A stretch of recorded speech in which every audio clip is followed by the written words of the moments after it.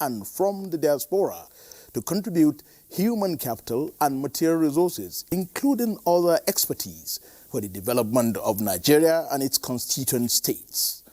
Since its establishment, how much database of Nigerians in various fields and their potentialities has the Commission harnessed? And to what extent has Nigerians been used as a resource base for Nigeria and the world? With the prevailing coronavirus pandemic making countries to shut down their borders, what are the consequential effects of COVID-19 on Nigerians in the diaspora, and especially on their remittances to Nigeria? This is our focus on this edition of Platform with Honorable Abike Dabiri Erewa, Chairman and Chief Executive Officer, National Diaspora Commission. She had the honor of introducing the bill for the establishment of the Nigerian Diaspora Commission in 2011, when she was the chairperson, House of Representatives Committee on Diaspora Affairs. A three-term member of the House of Representatives, Honorable Abike Dabiri Erewa served at the National Assembly between 2003 and 2015, from where she was appointed Senior Special Advisor to President Muhammadu Buhari on Foreign Affairs and Diaspora in 2015.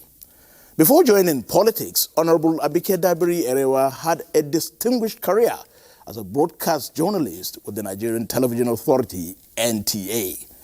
Nigeria's first chairman and chief executive officer, National Diaspora Commission, Honorable Abike Dabiri Erewa. Welcome to Platform. Thank you, and thanks for that deep introduction. Thank you very much. Thank you too for coming. I know you are a very busy person, but we will not take too much of your time. We'll go straight to the protocols and then go straight to the issues. As usual, we have on the panel corner Usman Aliyu, who heads our NTA's foreign desk. It's glad to be on the platform, Kudu. And of course, the very regular panelist, Ruth Aguele. Thank you very much. Honorable Abike Dabiri, thank you once again for coming. And studios is not new to you. We'll come to that much later. But first of all, let's talk about the coronavirus, which appears to be, should be very dear to you, because if you deal with Nigerians in diaspora, and the coronavirus is something that is happening from Wuhan in China, spreading all over the world, and of course, what will you say? What are the Nigerians in diaspora telling you? It's sad, actually. It's unbelievable. I mean, we just find ourselves in this, and it's not about those Nigerians in the diaspora. Every one of us, even here, we need to be very, very careful. It's unbelievable. But let's start with Wuhan, where it all started, and we had about quite a number of students in Wuhan, between 50 and 60, and they sent a distress call to the commission, to the ministry, listen, what do we do? What do we do? But I love our students in Wuhan. They were very sincere. It wasn't about, everybody was panicking. Should they be evacuated? Some people said, federal government, bring them home. But that's not really what they wanted. What they were saying is, Chinese government really took good care of them. They had to isolate them, but they needed some funding. Help us. And they didn't lie. Just $500 per person, because the Chinese government gave them everything. Food, medical, but they needed some money to maybe buy masks, paracetamol, and on the instructions of Mr. President, we were able to send the money to them. And they wrote a letter of appreciation and gratitude. So I'm glad that we reached out to them and we listened to them when they requested from their government. And we're glad that no Nigerian in China got affected. And then here we are. For Nigerians all over the world, particularly in Europe and America, it's been tough. New York virtually is in lockdown as I speak. And just this afternoon, I spoke to some Nigerians in New York and Las Vegas. Las Vegas is basically empty. But there's one thing that is key, discipline. When they say don't go out, don't go out. When they say don't shake hands, don't shake hands. When they say quarantine for 14 days, you know what that means? Even in your room, you are locked up in your room. You're not supposed to go out and even talk to members of your family in your home. And that awareness needs to be replicated back home in our country as we move to tackle it. So it's been tough for Nigerians in the diaspora. For instance, just yesterday, Nigerians in Sudan were stranded at the airport in Khartoum. They had their tickets, but the country said, no, you're going nowhere. So they kept sending distress signals. But as I speak with you today, we thank God that they will be returning 7:45 p.m. back to their country, because the ministry intervened, the embassy intervened, and we were able to get them to say, let them come back to their country. From places like UAE and some other countries, I can't really be very certain, but I got messages of, they said, just go back to your country. And then when it's time you come back, we can pay for you and all that. But when we get those distress, we do intervene. But right now, it's tough for Nigerians all over the world. There are some who have traveled and are stuck there. They don't have the money to continue staying where they are, and they're stuck. There's a lockdown, they can't leave. But we're in touch with them, and it's a tough situation for everybody. Now, some have complained that, oh, the missions, we spoke to, even the missions are in lockdown. They can't leave their homes either. So it's a tough situation, but our message is at this point in time, listen to, even for all of us here, wherever we are, listen to the advice, the medical advice. Let's avoid contact, minimal contact. Wash our hands regularly, keep a distance, and anybody that has had contact, gone to all these places, just isolate yourself for 14 days. That would be the immediate effect, if you like. What of the medium and long-term effect? Well, to the economies, and of course to remittances to Nigeria, and general productive capacity of Nigerians all over the world. It's going to affect everybody. It has affected economies all over the world. So we have to wait and see how it all unfolds. Like there's a Nigerian I spoke with where he works, they'll be giving them maybe $500, he earns about $5,000. So definitely there's been a shortfall in your income all over. So it's definitely going to have an effect on the economy of even the money Nigerians in the diaspora send home. If you're earning $5,000 and the last 1 month you're only going to get $500, you can't do anything. So it's tough for the world. And we're just hoping that a cure will be found to this coronavirus as soon as possible. And it also tells you the connectivity all over the world. It doesn't matter where you are in the world, we're all affected. So for Nigerians in the diaspora, we all have to bear the burden. But like I said, obey the rules. And it's like even this morning, even in terms of your basic day-to-day expenses, and you know, especially in America, it's about tax. So it's been tough. It's been very, very tough. And particularly on Nigerians who are quite a large number all over the world. So it just may affect remittances and it may not. But we'll see. But the other thing is that they're all saying perhaps this is a time to be home. Perhaps this is a time to maybe, moving on from this, have your leg in your country to know what you can do in your country. So those who want to say they want to come and invest, they are beginning to look at those opportunities, those things they can do. And we're not saying subsequently pack your bags and come home. We're saying wherever you are, you can work with your country at home. But this is a peculiar situation. It's affecting everybody. We don't know how it's going to run in Nigeria, but we hope that the world can get over this. Okay, the chairman, I'm talking about this coronavirus pandemic. I know countries are responding to rescuing their global communities. Particularly, do you have any contingency plans to support them apart from their own effort that you are saying they are making to ensure that they are more secure? Yeah, the Ministry of Foreign Affairs will make sure that happens. So, like I said, the Sudan case has been a distress call, it's been sorted. So as we get them, we deal with it. There's a lady who said to me she had a problem coming from somewhere, but she found her way home. Yes, even by now, plans should be on about contingency. But it's a discussion the Ministry of Foreign Affairs is having with our missions all over the world. So as it happens, if you have to evacuate your citizens, you have to evacuate them. But for now, the message is this. Nigeria has closed its borders to some countries, but for Nigerians in those countries, it doesn't say you can come home. You can come home, but you have to quarantine yourself for 14 days. I was going to ask that, because is this safe for us now at this time, allowing them to come back? Well, you can't stop your citizens from coming back home. But if you want to come home and you do get a flight, when you come home, go and quarantine yourself. And don't be stubborn about it, and don't be mischievous about it. There has to be discipline here. If you're coming in as a Nigerian, nobody is stopping you. You may not have the temperature.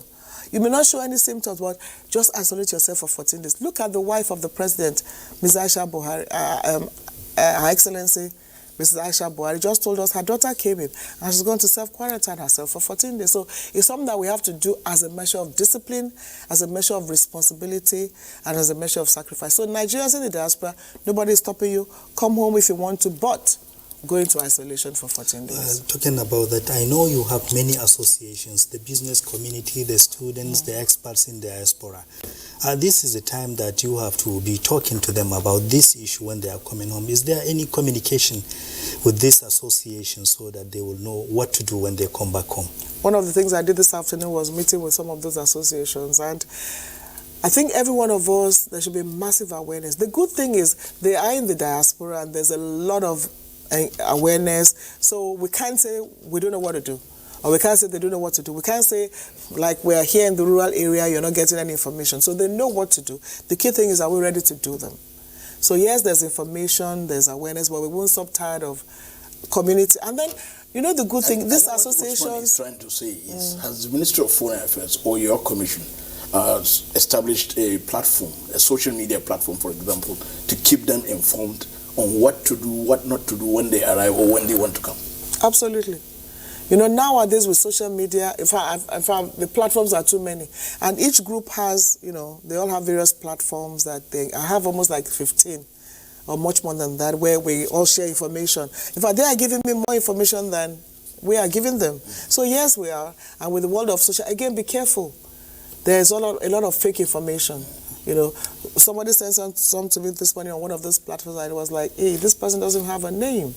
So again, a lot of fake information. But yes, we do share information, and we continue to do that, especially. Do you have a database of these Nigerians in diaspora? Do you have a database? Because if you have to control and share this information, you should have a number of the people you're communicating with. We're dealing with, wait for it, 17 million Nigerians in the diaspora. Now, one of our major tasks is to have an accurate database of Nigerians in the diaspora, and we're starting that. And we're doing it on various platforms, various levels. We're working with the IOM on having a data portal. It's reached a certain level, we continue from them. So it's going to take a while. Those are the figures we're dealing with, but with the existence of the commission in the last few months, we want to ensure that we can categorically say, for instance, in Sudan, I was surprised to say we could be talking about 5 million in Sudan alone. And I got in touch more with them during this crisis, you know, when we're communicating. So it's a major challenge, and I'm sure in another couple of months or so, we should be able to be inching closer.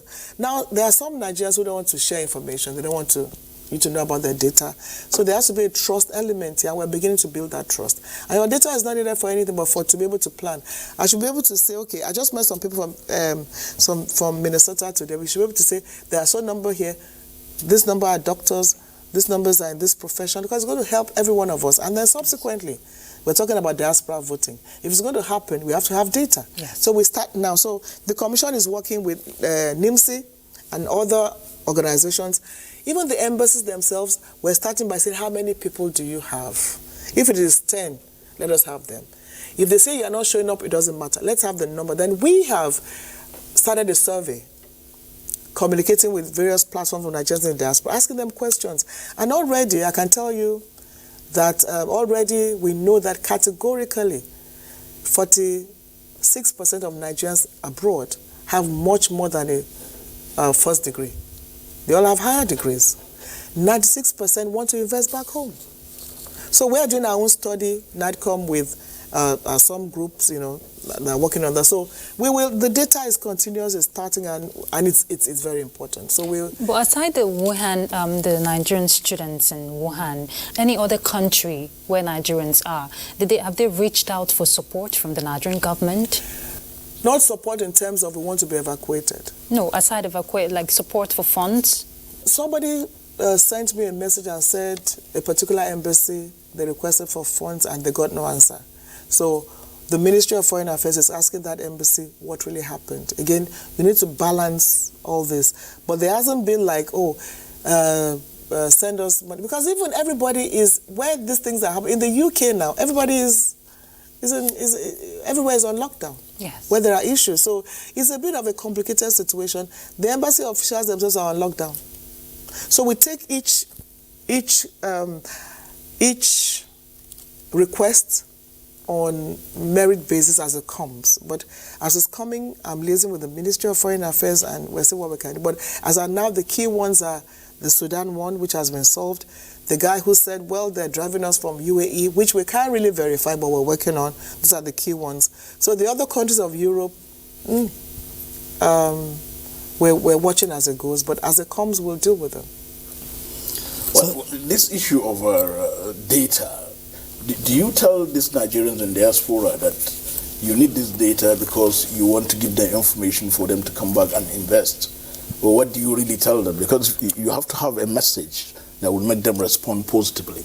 Absolutely. There has to be a pull factor. Yeah. And so the pull factor are many things. We need you so that in case you want to do anything in your country, we know how we can help. We need you to know what you want your country to do for you. So, for instance, when we did our Diaspora Investment Summit, we realized that a lot of them, in fact, the survey we've done so far, the key areas are agriculture, healthcare, education, and the food business. Those are areas they want to get involved in already from the data we're gathering from them. Those are areas where they want to come into. And they want a diaspora investment fund. They want to be able to say, we're putting money here, and we want to decide what we do with the money. And that is very important. So if you have a diaspora investment fund where they can decide themselves, it's their money, what they want to do with the money, that is very critical to them. They also want to get involved in charity things. They are saying, where can we help? You know, when we brought people back from South Africa, they were saying, you know, let's help out. So they were saying, where can we help? So we're looking at, we can have like a charity fund that will be basically diaspora. So how far with the Diaspora Investment Fund? Oh, we're in the process of... The commission is supposed to be the driver, right? Well, the driver, but we want it to be not like it's a government thing. So we're in the process of putting it together and the modalities are being worked out. But hopefully very soon we will announce it. So I think it's quite key. And then we also have the Diaspora Mortgage Program. We're working with the Federal Mortgage Bank so that you're in the diaspora, you're sending $1,000. You can send $800 for day-to-day keeping of your family, and you can put $200 in a mortgage fund where that money in a few years becomes a house for your family, rather than sending money where it's just spent on goods and daily needs. So we're thinking about that, a mortgage thing. And good news from the FCT minister who says we're going to have a place we call where you can have a diaspora city, where you can have a medical city, where you're going to have everything in one place, and there's a portion for the diaspora. So you can come and build something of a medical center of excellence. And also from Tampa, Florida, we have a group saying they want to build a medical center of excellence. So they will be coming, well, coronavirus willing, sometime in April, to come and actually look for a structure where they have everything, and I've seen them. They have everything, the equipment. They don't want funding. They want to say, well, let's do something in our country. So there are quite a few things, taking place that will crystallize into positive things for Nigeria. Yeah, I've seen reports where you had meetings with the FCT minister. How far with the medical city proposal? It's just, first is to get the land, which the minister said will be very soon. And then we sit with those ones in the diaspora that have an interest and work with them to decide what they want to do with it. But it's going to be a huge city where there will be different things. So you can be providing laboratory, another person can be doing gynecology, another can be doing cancer testing, blood testing. So it's a city where there will be everything medical. There's already a big group that will be doing a chunk of it. So there'll be portions of, okay, I'll do this, nursing, laboratory, this and that. And I'm sure it's going to be, there are many ways to cut medical tourism and make Nigeria a destination. Take some, for instance, in Imo State, we have a doctor, oh my God, I've forgotten his name now, a great guy. He's built a fantastic center in Imo State, the best for stroke and epilepsy. People are coming from South Africa, from Morocco, from other parts of Africa to get treated there. Now, a lot of people don't know about it. We didn't know about it until we went to Imo State. And he came from the diaspora, and he said to me, what else can I do but do something back home? He's one of the best in his field in America, but he left all that. He still goes and comes, but he's built something there. If you have anything stroke and epilepsy today, the place to go is this man center in Imo State. It's beautiful. Where exactly in Imo? Imo in the city, when you ask for the stroke and epilepsy center, anybody will take you there. And again, Imo was thinking of turning that place also into a medical city. And it's fantastic. And it has things for all classes, poor, rich. You want to go, you want to have your own, everything is there. I was so impressed. So the medical facility that they are putting in place here in Abuja, is it going to be like when they are on vacation that they will be coming, since you say they are going to equip the place with other facilities? So that one will be built. That's like a conglomerate of different people coming together. But talking about that, there was a program we designed with the Ministry of Health and the diaspora medical practitioners. It was called the Diaspora Professional Healthcare Initiative. And here's how it works. All of them, various associations, ANPA in America, that's Association of Nigerian Physicians in America, CAMPAD in Canada, MANSAG in the UK, and then another one in Africa. They all got together and formed this big, all come together as a huge conglomerate to say, now we're going to do a needs assessment. We'll be coming to the country as often as possible. So, okay, maybe in 3 months, 4 of you are on your sabbatical. What are the needs? What is needed in University of Jos that you can provide? What is needed? So, it should have been launched in January 27, but the Minister of Health decided to hold on so he can get a few things clear about it. But it's a program that will come up again. The doctors are willing. In fact, they already bought their tickets to come. You mean January 2017? 2019. Okay. I mean 2020. Okay. January 27. That's what you January 27, 2020. Okay. It should have happened, but the Minister of Health had to put a hold on it so that some things could be sorted out. But it will happen subsequently. Not just doctors, so they get angry.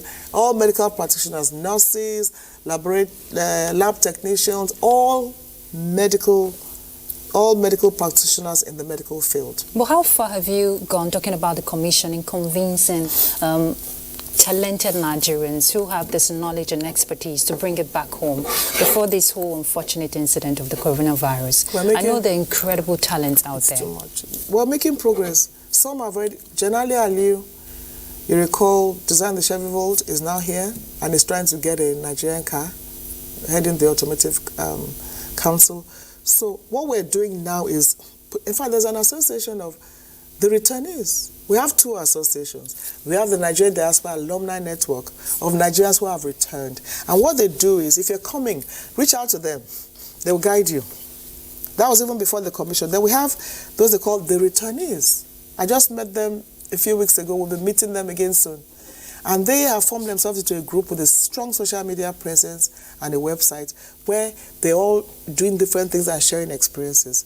And it's amazing. I'm telling you what they are doing. So what the commission is doing now is documentation, reaching out to them, knowing what, so that we can measure the deliverables. And we're telling them that if you are coming, let us know. Let us know. If you're doing anything, let us know, so that we can even let people know what you're doing. And improve your database. Well, and very soon about 60 medical practitioners are coming. I think that should be June or so. Hopefully, they will still be able to make it, and their destination will be Cross River State, where they'll be giving the best kind of medical service. So I think we're making progress. And here's the thing. We're saying that this is our human resource. I mean, it's amazing. It's amazing. Take this Trump ban on immigrant visa. When myself and the Chairman House Committee on Diaspora, Honorable Tolu Lokpe Akonde Shadipe, went on America not too long ago, do you know we didn't have to say anything? The Americans were the ones telling us how good our people were, that we didn't deserve to be on that list. And for everywhere we went, they had experiences to share of Nigerians doing great things, Nigerians excelling. Howard University alone, out of about 89 graduates, half of them were Nigerians. And out of the half that were on honors list, another half were Nigerians. So for us, we're so proud that we didn't even have to be saying, they were telling us, look, you guys are the best. So what do we do with being the best? And to the Nigerians in the diaspora, this is the message. We're just saying, pack your bags and come home. We're saying, wherever you are, we can do a whole lot of things. Like Professor Solido said at our investment summit, you are the other hand. The Nigerians in the diaspora are the other hand. Let's clap with both hands. And therefore here, Nigerians at home tell us, you think they are better than us? No. Nobody is better than any other person. We're saying that we're all Nigerians. And let's work together to build our country. You have your talent, I have mine. They have this. At the end of the day, like one of them told me, he wants to die at home. He wants to be buried at home. So if home is not a place you're proud of, we're back to square one. Yeah, it appears there is some tilt towards more of medical field. No. Tell us more about some other projects, some policies that Nigerian diaspora are intervening, supporting, strengthening within Nigeria. Now, I don't talk about medical because they've been running medical missions for a long time without any one of us even knowing and appreciating.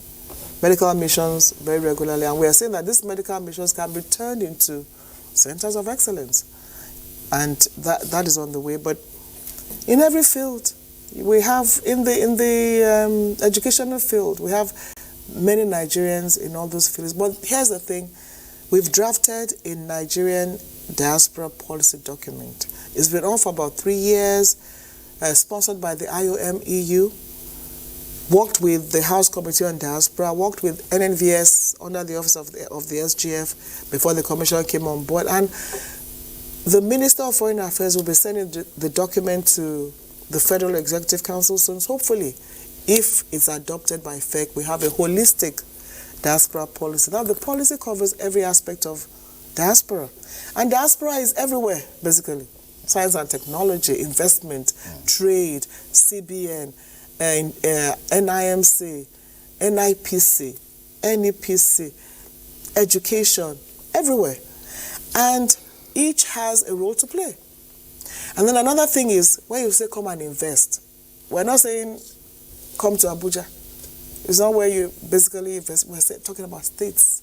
So as I speak with you, we have 25 focal points on diaspora in various states. So we are decentralizing. So states have their own data, we share with them. So you come in, you say you're from, what's your state now? Tell me your state. Let me see whether you have a focal person. It's shy. What about you? Edo State. Edo has a focal. No, does Edo have a focal person? And Edo has a lot of diaspora, right? We'll move to that. So we can say, okay, this is Ruth from Edo State. She's home. She wants to do ABC. We connect you with a focal person. That we decentralize. So we're working with the focal persons. We had our first meeting, and it was very nice, and so I'm hoping that all 36 will have focal persons on diaspora. And talking about Edo, it was interesting. When we're looking at remittances, being broken down by the World Bank, we're still working on it. Number 1 came from America, number 2, Saudi Arabia. And I know Number 3, Italy. The Diaspora Commission has this summit with Nigeria and Saudi Arabia. It was only held once. Okay, The that was first last one, year. Yes, and it was, do you know that? Any plans for this year? No, let me even tell you, we're in the new year. Yeah. Last year. Do you know that about 50 Nigeria Saudis came to Nigeria? Half of them have never been to Nigeria. They're Nigerians. Some went very early and never knew anything. Some were born there. But this Saudi Investment Summit brought them to Nigeria for the first time. And you know why? They said, number 1, President Buhari. We've been hearing about President Buhari. We like what he's doing. He's tackling corruption. So when they were invited, and we met the Yaro brothers at our Diaspora Investment Summit, 2 lovely young Nigerian chaps with a passion for their country. And they walked to me very boldly, took part in the Diaspora Investment Summit, and said, we want to do the Saudi Nigeria Summit. So we'll support you. I mean, the ambassadors who rest in peace, the late ambassador of Saudi, amazing gentleman. And that was it. We worked together, and they got the first Saudi Investment Summit. Never happened before, and it was fantastic. And they even pestering us. They want to come like yesterday again. So we're working on it. They want to, like, for instance, the president has given an instruction that you can export Nigerian food. They want to take Nigerian rice to Saudi Arabia. Aside rice, what are the interests? Everything, clothes. They want to be making the jalabia, the local fabrics. The local fabrics, the abaya, the umrah dress, and everything here in Nigeria, because we have the materials. So they intend to set up a factory here where they can make them here, you buy them here, you export them there. And these are young, fantastic Tell us guys. more about these Yaro boys. Who are they? The Yaro brothers. I think they're from Kano. I just met them at the Diaspora Investment Summit. Young guys, and I said, I'm very impressed with you. And like the president said, let's support particularly the youth. So we gave them the support they needed. And even when when our director of legal went to Saudi not too long ago, Nigerians in Saudi gave a huge celebration. They sent an award to me, and they all came out. It was like, oh my God, this is state. And they even sent a big award showing appreciation to the commission. And you know that in Saudi, we've also worked with the Attorney General's office, our embassy in Saudi, Zamfara state government this time around. We just got back Ibrahim, who was to have been killed in Saudi. So it's not back yet, but it's been freed. It has been freed, yeah. He'll be back as soon as, we don't know whether they will appeal.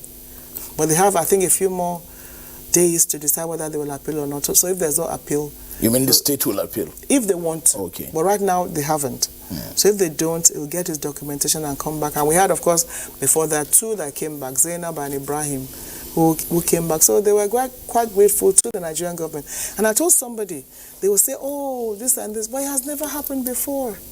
Where you're able to get 3 people to be killed. But thanks to the Buhari administration, and you are saying that if you bend a little backwards, you can achieve a lot of things that has to do with your people at the point in time. Now that you talk about Yaro and so a fallout of Saudi investment summit that you held, you see, when migrants leave Nigeria, they face so many things. First, their family background, and the second, the new environment they found themselves, and the modernity. Some of us, if they travel, they live there, they forget about their country and everything they own. So this Yaro you are saying is making you to react to those things. Are you planning to reach out to those Nigerians in other countries so that they can be like Yaro? Absolutely.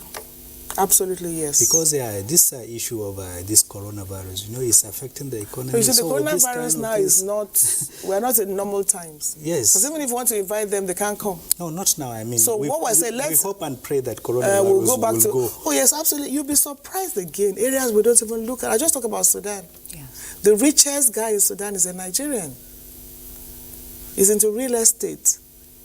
Even in Sierra Leone, Nigerians even in Sierra Leone, very well. It's fantastic. Where did we go with the president? Senegal. Everywhere. Do they have connection back home in terms of what they are doing? Yes. Now we are beginning to say this connection should be structured, and we are there to help you structure it. So, we've been paying lip service to this thing. Now you have a commission. And the beauty of it, they're excited about it. So, but we have to do a lot of engagements. It takes a lot of, beyond just sitting on the media, you need to go there and see them. So we've been doing a bit of that. Funding is an issue, but we keep doing that. So, Ghana, everywhere. So away from the Yaro brothers, why did they come? They heard about the Nigerian Diaspora Investment Summit and came. And from there, we engaged with them, and there were a lot more people like that were from all over Canada, everywhere, China, Vietnam. We had a man and his wife come in for this investment summit. They are doing great things in Vietnam. They're into the food chain business. Puerto Rico, Costa Rica. One of the best chefs in Costa Rica is in Nigeria. He came for the summit. And you know what he said? He said, let me come and do something like this back home. But when they tell me, but insecurity, if you wait for El Dorado, it's never going to happen. So we are here, join us here to build your own Nigeria. And again, the smart ones know that in a developing economy, there are challenges, but there are opportunities. Even in Tampa, Florida, when we went for this NABF, Nigerian American Business Forum, another fantastic group who are doing great things there, the Americans who came to speak said, look, we want to come to your country. We know it's a developing country. We know there are challenges, but we have to face those challenges. So those are things we also tell our brothers and sisters. We're not saying it's perfect, but that is why you have a government who is trying to build a strong foundation. And the ease of doing business is getting better, and even they attest to that. And, we're not saying there are no challenges, there are, but we work with them to try to sum out those challenges. Perhaps, let's say bureaucratic challenges. Okay, you want to make Kudu Abubakar, you can't. So we find a way of making you say Kudu without them. There's a guy who recently, he came in, big money, big business, is being frustrated, but we're working with him to say, don't worry, let's see how we can overcome. So when do we expect the 2020 edition of the Nigeria Diaspora Investment Summit? The Diaspora Day is July 25. So let me give you through our itinerary. July 25. It's been on since 2006, but many people don't seem to know. So this year, Nigeria at 60, we hope to make it big. And we're going to also have the first Nigeria Diaspora Merit Award. We need to celebrate all these good things. Nobody will celebrate us but ourselves. Look at Anthony Joshua, proudly Nigerian. I remember on social media, some people were angry that Anthony will be saying, we're congratulations, it's not in Nigeria. The guy says he's Nigerian, he's proud of his Nigerian roots. Look at him. And he's proud of the food. Everything. He's proud of the culture. Yeah. And so Anthony remains one of those that we are proud of, because what Anthony has done to the youth in England all over the world is show them that if you don't know where you're coming from, you know where you're going to. He's a champion. He's rich, he has everything. He didn't have to do what he's doing. So it's a role model for us. It's going to be one of our champions for the younger ones to say, you know what, you need to be proud of your culture and work to make it better. So we'll be celebrating Nigerians in the diaspora. July 25th, the first Merit Award. Not too many, but we'll start something and then do special recognition awards for them. And then in October, we'll do the Door of Return in Badagry. Again, when we go around, it's not just the Nigerian diaspora, the historic African diaspora, they want to come to Nigeria. What was the reception like for last year's own? For the diaspora day. Okay, fantastic. But then it's not too big, about 40, 50 people. Now they are calling us, telling us we are coming. So it's October 21 to 25th. The Saturday of that is the day of the door. And we also have something business-like where they want to look at business opportunities. That will be in Lagos, October 21 to 25. And then the Diaspora Investment Summit is 2nd and 3rd of November here in Abuja. And then because we now have focal persons from the various states, we hope to, engage with the various states so that where we can do the pitching. A lot of them are interested in mining, for instance. We know where to go to, So it's going to be. Do you link up with the traditional institutions, because you need to also expose the culture? You're correct. We haven't done much of that, but we have to. So we're going to do that from, I think it's our calendar for June. Where even all our program, and there's even a big program that they have our traditional, they have an institution, they do something, I think in South Africa also. I can't remember. So yeah, it's key, and we're looking at doing that in June. And we believe the traditional institutions have a key role to play in even mobilizing the Nigerians in the diaspora. Take, for instance, Edo State. I remember years back when the issue of prostitution was very high. That time I was in Parliament, we actually went to the Oba of Benin. And the Oba of Benin, it's never late, but the Oba of Benin went on television and placed a curse. And he said, any Benin household that supports this, I place a curse on you. It went down. But I wish we followed up as a government then. But again, the current Oba did the same thing when NAPTIP went to him. So the traditional institution is key. Even in the issue of Nigerians doing terrible things, like drugs and everything, we profile and go to your traditional ruler and say, please talk to your people. Everything's not about money. If they hear from you, we can have a better behavior. And it works, actually. So what's the synergy like with NAPTIP, especially for people who have been trafficked, who are trapped there? If we're looking at migrant protection, for some of these people, I know, I don't know if it falls under the purview of the commission. Some of them, how do you verify, when you receive a distress call, okay, we're trapped here, how do you verify that this source is real and they're really trapped or are being trafficked? We don't go into trafficking per se, because it's a NAPTIP. NAPTIP is responsible that's why I said for the trafficking. synergy. The synergy. But if you get a distress call, somebody is calling you. It's not anonymous. It's not those audio that you get. You are hearing. Libya is +218. So when I say +218, I know it's somebody in prison in Libya who is saying, "Madam, save my life. They just took A away. It might be my turn next." And then the +218 is coming at 4 a.m., 3 a.m. So you know it's real. You know it's real. And that's why the Libya thing was like, my recommendation to Mr. President was, we needed a massive evacuation, which Mr. President approved. And we brought back, in a go, almost about 4,000 or 5,000. IOM brings them back regularly, 2-3 weeks and all that. So you will know if it's real. Okay. But the thing is, if it's trafficking, it's not the job of the commission. You see, trafficking involves knowing the trafficker. So it's not enough to say, I'm stranded. So we send the message to NAPTIP. So that because that trafficker, you need to know how that trafficker got there. So we send all the message to NAP. In fact, just last week, NAPTE solved about 3 of the issues we sent to them. They got the girls and the trafficker. But however, a case of, listen, I'm here, I just want to get home, like we've done in a few cases. We get you your ticket and you come back home. But when you get back home, you go to NAPTE. They take care of the reintegration? They take care of the reintegration. Okay. Ours is, you are a human being. You are a Nigerian. You're a young person or even old person. You are stranded. We get you home. We brought Smart from Kenya. He went to Kenya. He didn't have his documentation. He became an illegal immigrant. And you know, they're very strict with their rules. And then they locked him up for 6 months. And he said to us, you know, the prison condition is, he will call, give a distress call and say, not even your rat should stay in that condition. And then we work with the mission. I'm not going to say, okay, what did you do? What didn't you do? How do we get you out? So there were 3 of them. But the other 2 had a problem with their documentation, and they still have. Now, the other 2 one of them went with a fake name. There's no way, immediately they put the name he put there, it came out wrong, so there's nothing the embassy could do. But Smart's case was sorted, it's back home, and he was in my office today, and he told his story. And his message to other young Nigerians is, it's not worth it. He's wasted 6 months of his life. Those 6 months, he could have graduated. But he wasted it in prison. So Smart will be talking to a lot to us more. So when the commission will be using real life cases to talk to the younger one. So look at that. We were able to work with the embassy, with the NGO that brought his attention to us, and with the mission at his home.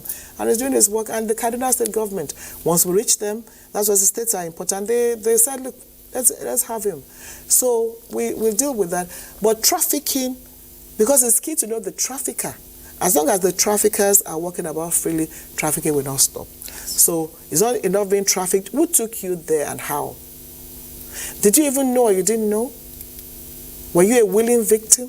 So NAPTE needs to deal with all that. So we collaborate with NAPTE. When it comes to us, we send to NAPTE, they deal with it. However, if there's an emergency you want us to support, we'll fill a vacuum. So inter-government, inter-agency collaboration is very key, which we work, which we do. 2023 will soon be here. One of the key issues in 2019. Will soon be here. Oh yeah, it will soon be here politically. One of the key issues in 2019 was the diaspora voting rights. And where are we now? What are the challenges? What are the issues? Will it be feasible in 2023? I hope so, if the National Assembly. But it may not be. Don't let me say, because it's a very sensitive topic. But right now, there's a bill in Parliament. A bill to amend the Constitution to make it possible for Nigerians in the diaspora to be able to vote. So I'm hoping that the bill will go through second reading sometime. Before then, there was a stakeholders meeting put together by a Nigerian in the diaspora, Mr. Adio Emoli. Excuse me, he virtually spent money, got people together, got stakeholders together, the Speaker, the Senate President. Even the Vice President was there, The Vice President was represented, and well, the INEC, everybody. And we spoke truth to ourselves. It's going to be challenging, no doubt about it. It's not going to be easy. And all the challenges... Want to participate as no, but it can work. It can work if we are determined. And when you look at countries, in Brazil, for instance, you must have been in your country for 5 years because you can do diaspora voting. So each country varies. So we must have our own Nigerian version of what we can do. Look, we can say INEC should be able to determine where you can vote in the diaspora. We're not saying tomorrow it could be made in a regional... Yes, we're not saying tomorrow there's a law, so everybody will not be able to handle it. But you can decide that, okay, a particular group of people, as decided by INEC, can do diaspora voting. And where? So it's possible if we put our minds to it. All this argument that, oh, we haven't gotten it right, we're talking down on ourselves. So we should be able... Smaller countries are doing it. On the map, 73% have diaspora voting. Why should we be part of the 20-something%? So it's about time we had it. But however, it needs a lot of work. And that's why I'm saying it's a lot of work. For instance, somebody asked a question. You say somebody in diaspora should vote. What about a child who was born there? He's Nigerian, has never been to Nigeria. Does he have a right to vote? So we can look at that issue and say, for you to vote, you must have a leg in your country. You must have contributed to your country. You must have come a certain number of times in a certain number of years. So you should know what is going on in your country. So you won't say to some country and just be used to, you vote for who you don't even know. How do you Then even some attest say the credibility? exactly. Some say should it be presidential? Should it be everything? Majority say let's start with presidential. Because I can't say you are from Edo, go and vote at your state level, local government level, where you don't even. So we can concentrate on presidential or something like other countries do. In most countries, basically it's presidential. Sure. In some countries, they've gone as far as having representation in parliament.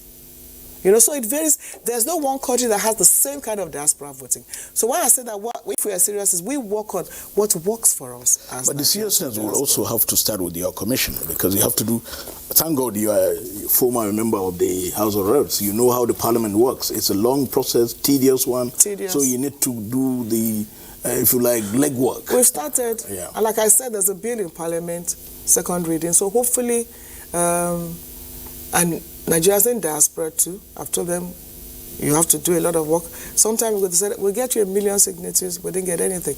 Like I told you, this stakeholders workshop was put together by a Nigerian in the diaspora. So if we have that passion, commitment, working with the commission, I believe we can succeed.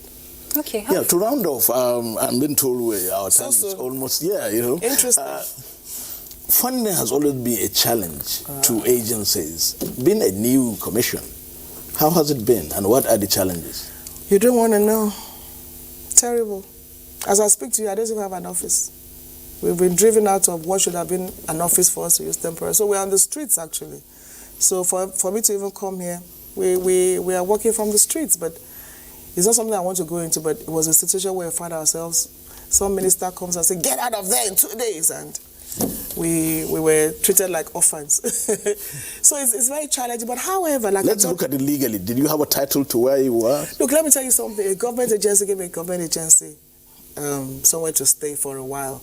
I mean, that you just come and within 2 days you say, get out of there, and then you take it with guns and all that. I mean, there's something called emotional intelligence. Even if you want to use the place, you should be able to say, look, madam, I want to use that place. These are the options. You don't just go with guns and drive a government agency away. But I'm not taking it too personal because it's not my personal property.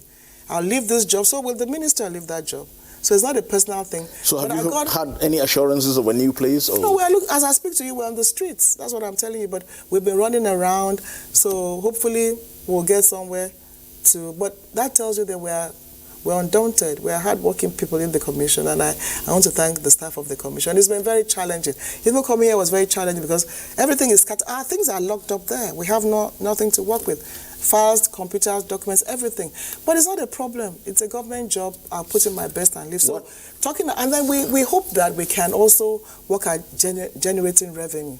We don't want to just be waiting for government. So we're talking about Nigerians in the diaspora, so we can be able to work at generating revenue and overcome the challenge and do a lot of partnerships, a lot of collaborations, and a lot of young, hardworking men and women who are determined to work, and a lot of Nigerians in diaspora volunteering to do one thing or the other. A lot of volunteering. Actually, trying to Honorable Abike Dabiri Erewa, I've been told our time is up. It's like you said, it was just like 5 minutes ago, but we have done 40, 50 minutes. Thank you so much for coming and telling us all the challenges, but mostly the successes the new commission, National Diaspora Nigerian Diaspora Commission has had. And of course, the sky is your limit, as they say, or the sky is the beginning. Right. Thank you for coming. Osman Aliyu of NTA's Foreign Desk, thank you for coming. Ruth Aguele of the NTA Current Affairs, and of course, the assistant producer of this program. Thank you. Thank you for being there all the time. Exactly. And we are gender sensitive in NTA. Abike Dabiri Erewa, Chairman and Chief Executive Officer of Nigerian Diaspora Commission, he told us everything the Commission has been doing in the past days, months, and years that it has existed. Like we said, it started with the Nigeria Diaspora Commission Act 2017, and here they are. She said 17 million Nigerians are in the diaspora and still counting. That's platform for today. Thank you for watching. I'm Muhammad Kura Abubakar. Until we come your way again with another edition. Bye for now.